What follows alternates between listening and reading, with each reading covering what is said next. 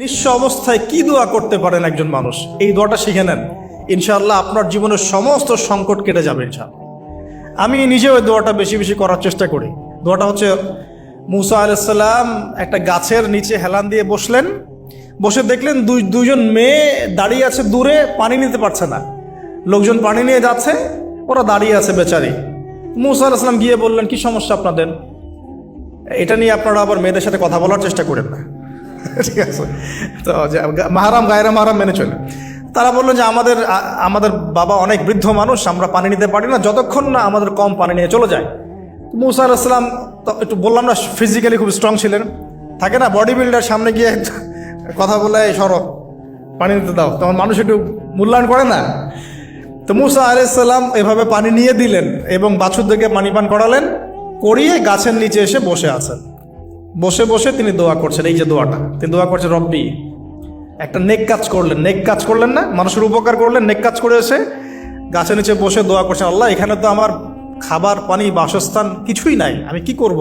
রব্বি ইন্নি লিমা আনজালতা ইলাইয়া মিন খায়রিন ফাকির, রব্বি ইন্নি লিমা আনজালতা ইলাইয়া মিন খায়রিন ফাকির। আবার বলেন, রব্বি ইন্নি লিমা আনজালতা ইলাইয়া মিন খায়রিন ফাকির। অর্থ হচ্ছে, হে আল্লাহ, তুমি তোমার পক্ষ থেকে আমার উপরে যে নেয়ামতগুলো দিবে, আমি এর জন্য ফকির হয়ে বসে আছি আল্লাহ। অর্থ বুঝে পড়বেন ভাই, নামাজ রোজা হজ জাকাত যাই করেন আল্লাহর ওয়াস্তে অর্থ বুঝে পড়বেন। অর্থ বুঝে পড়লে আপনার ইবাদতের স্বাদ পাবেন, তৃপ্তি পাবেন, আল্লাহর সাথে কানেকশন হবে, আল্লাহর নূর পাবেন, মাআরিফত পাবেন, সত্য স্বপ্নও দেখবেন তখন ইনশাআল্লাহ। তখন সত্য স্বপ্নও দেখবেন ইনশাআল্লাহ। আল্লাহ পাক তৌফিক দান করবেন। এবার আল্লাহ পাকের সাহায্য নেমে আসলো, ওই দুই মেয়ের মধ্যে একজন হেঁটে হেঁটে চলে আসছে। এবার এই মেয়ের হাঁটা সম্পর্কেও কোরআন কথা বলেছে, সুবহানাল্লাহ। এই মেয়ে কিভাবে হেঁটে এসেছে এই হাঁটার বর্ণনাও কোরআন দিয়েছে। কোরআন বলেছে এই মেয়ে হেঁটে আসছে লাজুক পায়ে। এখন আপনি এই পুরো ওয়ার্ল্ডের মেয়েদের হাঁটা দেখেন, লজ্জা আছে?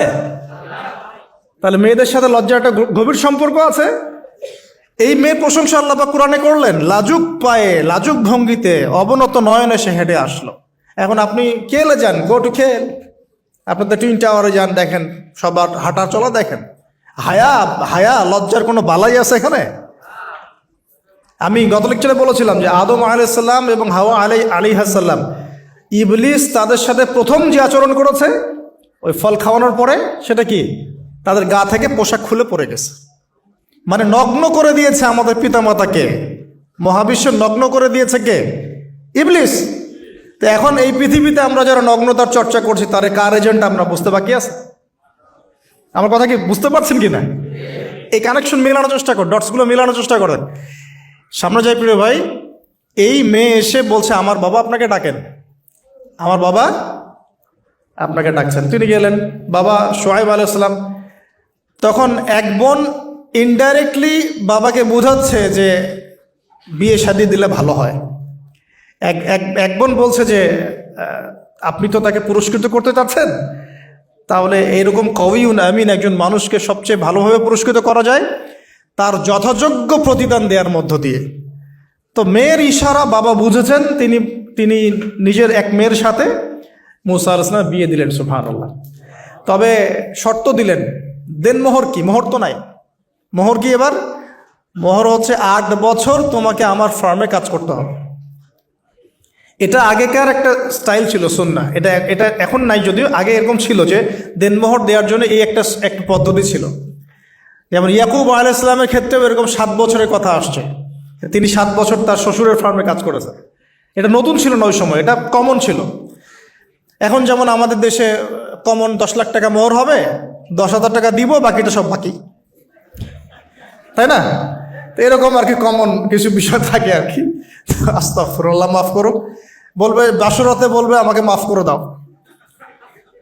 শুরুতেই নিজের গায়রথহীনতার পরিচয় দিল। আবার এদিকে শ্বশুরের কাছে মাশাল্লাহ মোটা আমাকে ডোনেশন নিতে চান, যৌতুক। বিয়ে আমাদের ওখানে মাশাল্লাহ মানে কেনা বেচা, মেয়ে বিক্রি করতেছে আর ছেলে কিনতেছে। এবার 8 বছর পূর্ণ করা হলো, তিনি আরো 2 বছর 10 বছর পূর্ণ করলেন।